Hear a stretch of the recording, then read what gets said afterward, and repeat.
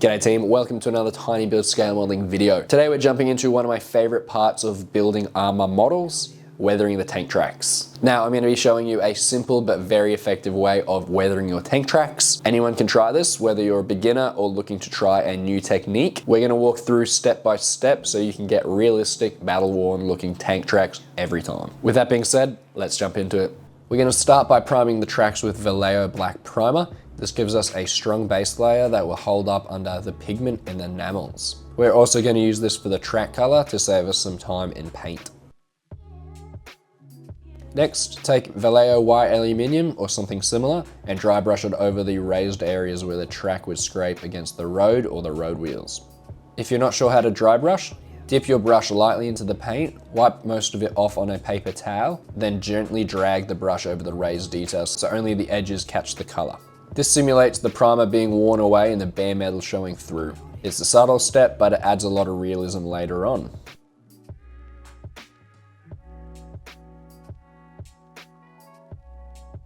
To protect our work, we're going to coat the tracks with AK Interactive Intermediate Gauzy Agent, which is a glossy varnish. This seals and protects the paint below and gives a surface for the pigments and enamel thinner to grip onto.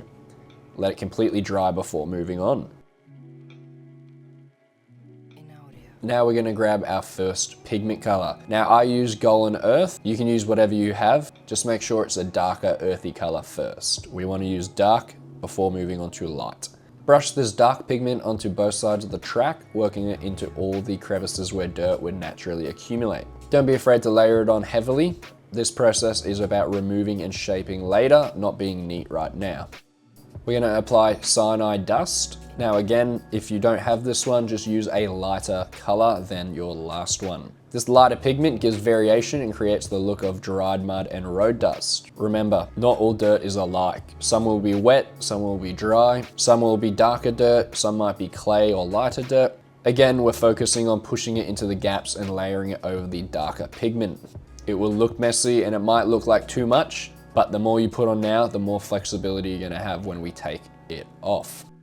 Quick question for you. Do you prefer your tanks looking fresh from the factory or totally beaten up and weathered? Drop it in the comments. I'd love to hear how you finish your builds.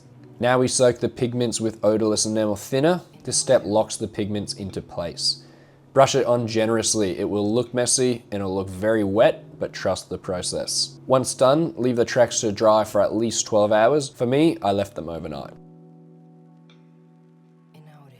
Our last step. When everything's dry, we're going to start scraping the pigments to get the look you want. You can use a brush or even a toothpick or cotton bud. You can decide whether your vehicle has heavily caked tracks from muddy fields or cleaner ones from road movement. You can remove as much or as little as you want, depending on what theater of operation your vehicle was fighting in and how long it had been fighting for. Completely up to you. Adjust it until it matches the story you're telling with your model.